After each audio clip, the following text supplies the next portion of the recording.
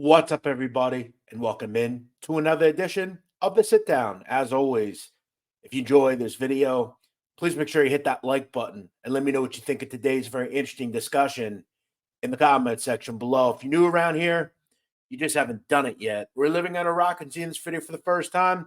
I don't know what you're waiting for. Hit that subscribe button below now so you never miss another sit down video. Also, spring is here.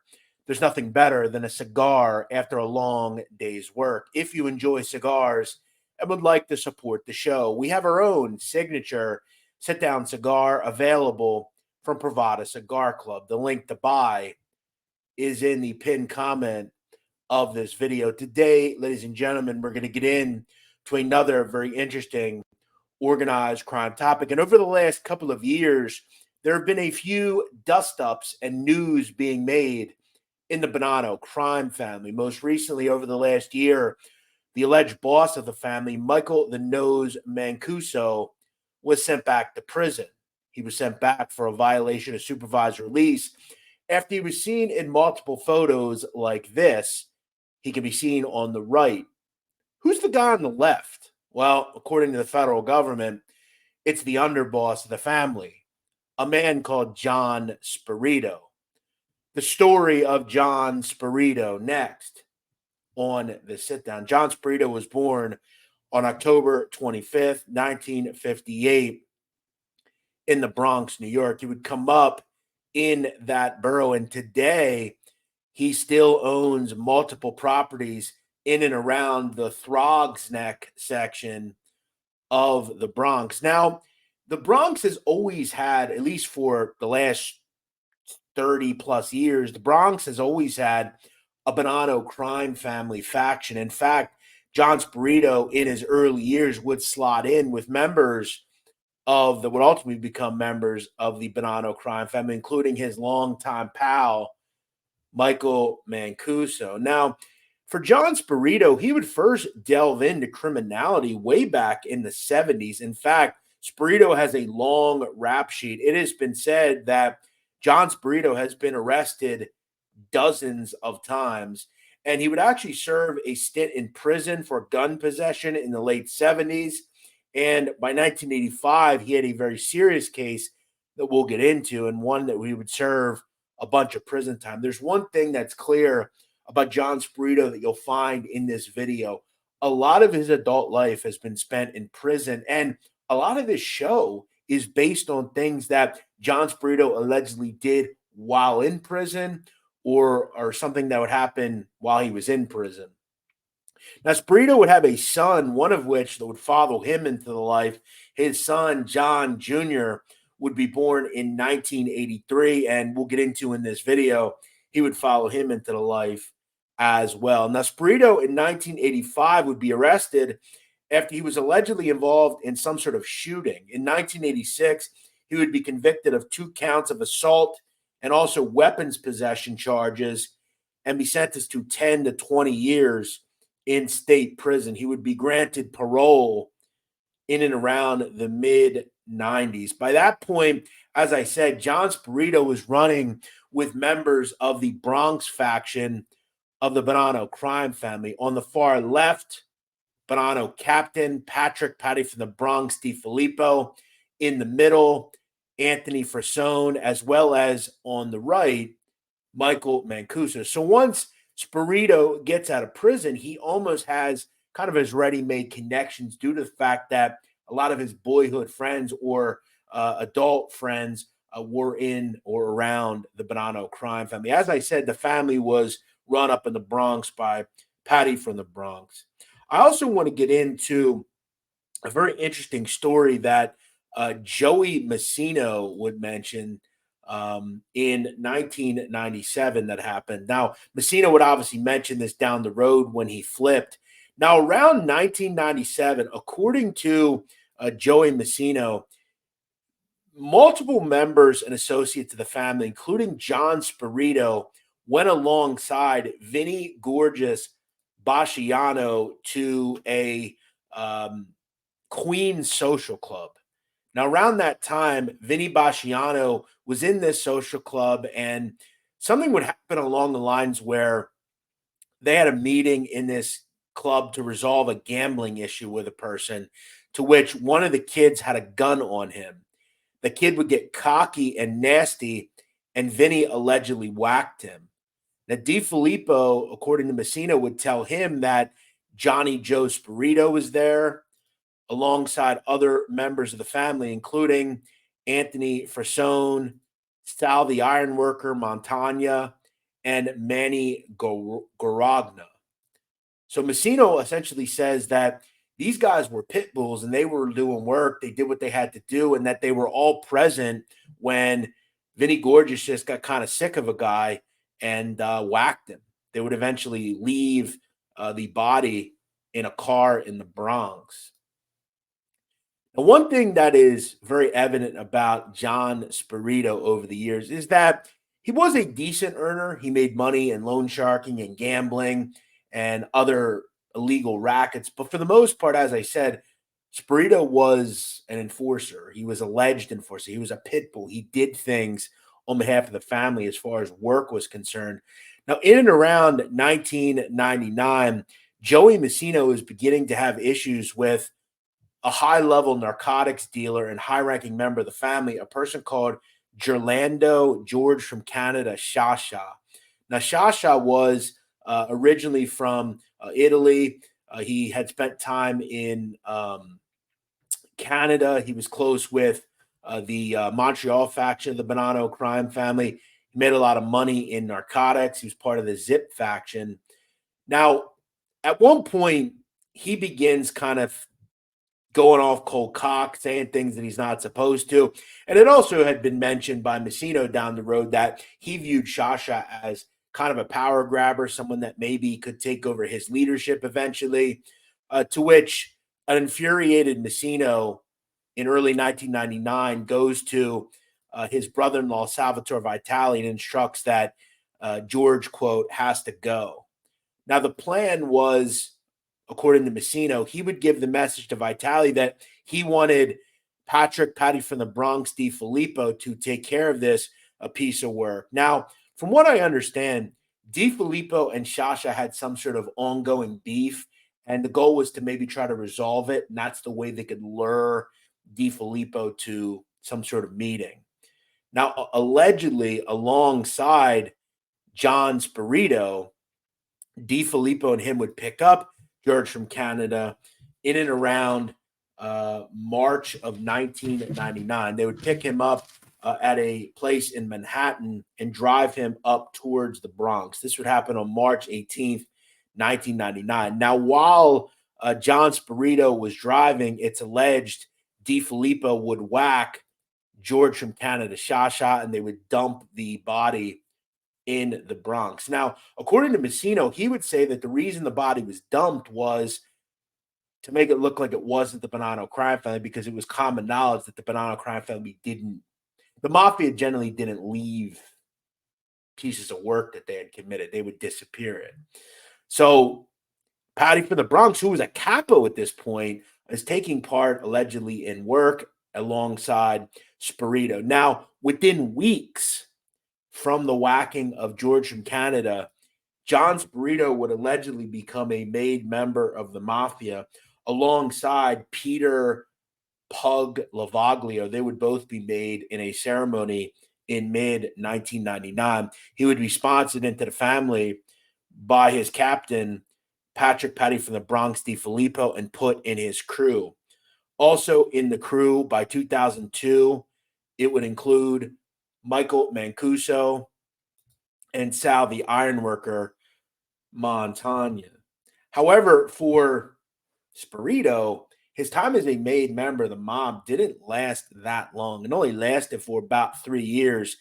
Now, in 2002, in November of 2002, all of the Bronx faction, most notably Patty from the Bronx, DiFillipo, and John Spirito, would be indicted by the federal government. The charges were everything from loan sharking to bookmaking to other high-ranking crimes by the federal government.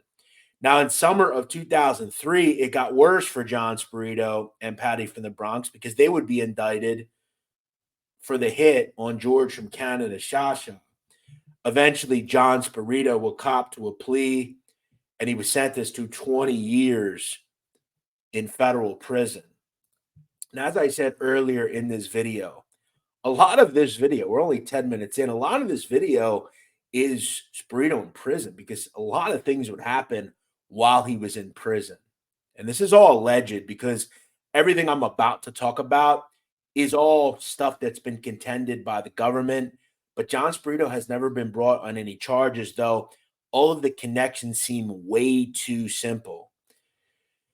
Now, I want to start with Spirito, obviously, but I want to also speak about DiFIllipo because once DiFIllipo and Spirito are off the street, one of the people that's given the task of making sure everybody's families are whole, they're given money, they're given support. DiFIllipo instructs a young member of the crew, a person called Little Anthony Secafico, to deal with all the interested parties. Now, in 2005, someone starts kicking up an issue here, and that would be John Spirito's son, John Spirito Jr., who he contends that he stops receiving money from Little Anthony, and that Little Anthony was supposed to support John Spirito's wife, who at one point, from what I understand, had cancer. She didn't do anything, right? And the family was supposed to give her money. Secafico begins to stop doing that. So Johnny Joe's son starts questioning Little Anthony over not only giving him money, but handing over the right amounts and those sort of things. Now, Little Anthony was told by John Spirito Jr., quote, "You're not doing the right thing by my mother." Little Anthony would respond by slapping him in the face. And Little Anthony would respond, quote, "I'm around now, not your father.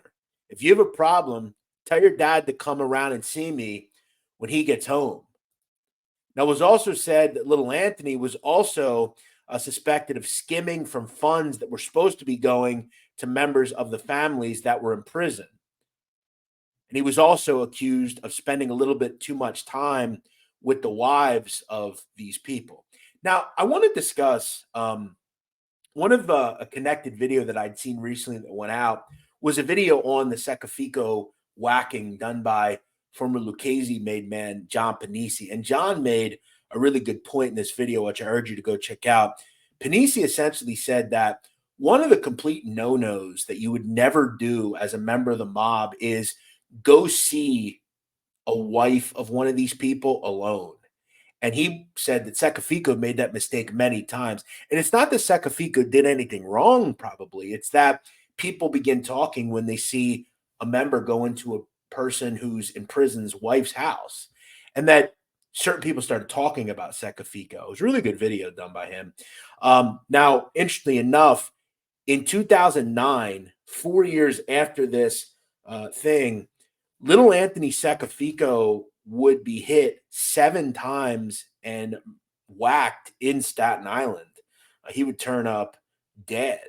And I'm not saying that the reason he turned up was the argument that he had with Johnny Joe Spirito Jr., but there were some other things too. But this was the plausible thing. I mean, again, he very much disrespected not only John Spirito's son, but John Spirito Jr., the rest of the family, by possibly skimming off the top. This is one of the most recent mob hits. We have to go all the way back to 2009 of a made member being most likely whacked by someone else in the mob. I also want to put this out there, guys. You may notice that in my videos now, I'm not saying certain words. Unfortunately, that's just something I have to do due to certain things, unfortunately. So if I say whacking a lot, there's a reason for that. So again, I'm not saying that John Jr., Spirito, or anyone else was involved in this, but for whatever reason, Secafico turned up. Now, one of the other very interesting things that would happen while John Spirito was in prison was in 2015. According to prison officials and the talk around FCI Farrington, which was where Spirito was in 2015, they would contend that he ordered the assault of a mob associate called Albert Krishy.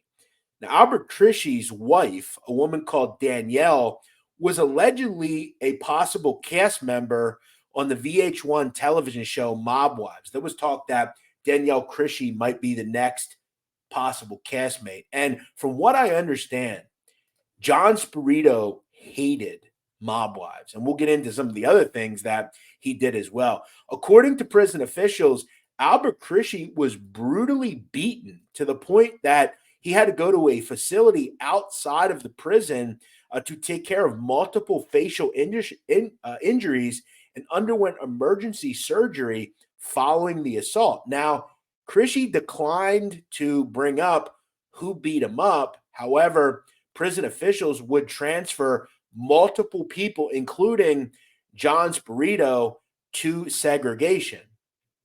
Also transferred to segregation were mobsters Thomas Orfis, as well as Fabrizio De Francisi, who, as we know, is a former Bath Avenue crew member and ultimate Bonanno Crime Family member. So essentially, Crisci turns up beaten up, and multiple members go to the hole, if you will. Now, Spirito was never brought on any prison charges in this case, though it has been said that John Spirito is very much against the show Mob Wives. According to one source, he, quote, hates the show.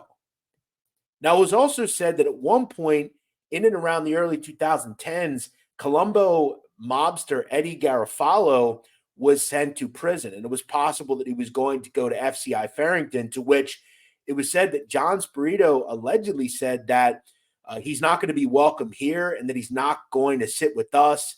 He can't come around us.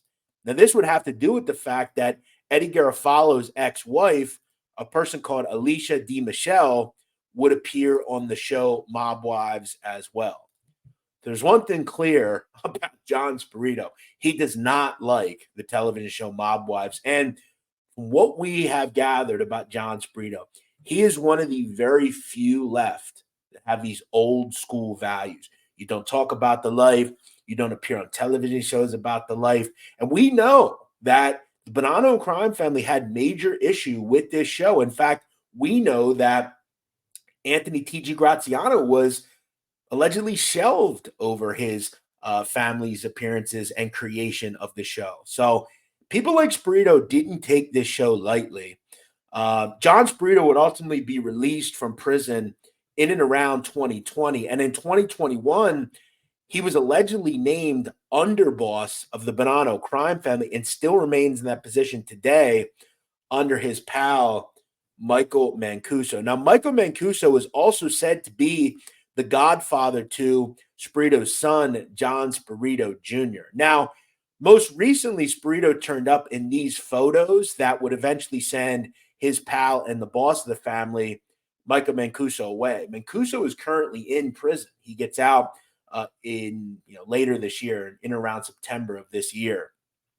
Now, one funny side note, about 5 years ago, it was said John Spirito Jr. may actually have been shelved over the fact that during Mancuso and Spirito's time in prison, Spirito Jr. was allegedly ferrying fake messages that his godfather had made him the street boss of the Bonanno Crime Family. And it would be found out that that never actually happened. So Spirito was trying to kick up rumors.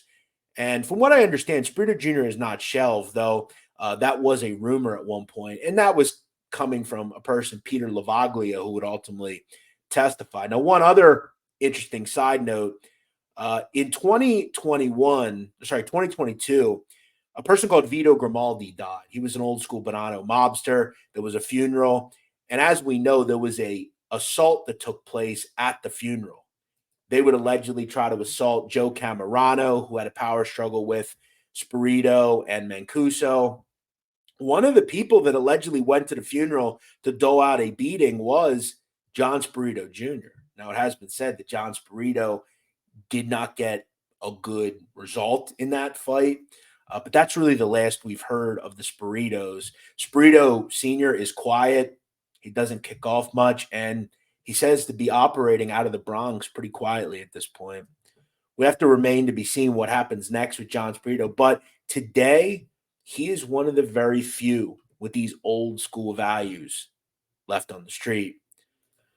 I hope you enjoyed this video on John's burrito. Make sure if you do enjoy the video, you hit that like button and make sure you subscribe. And if you enjoy the content further and would like to support us, please hit that super thanks button.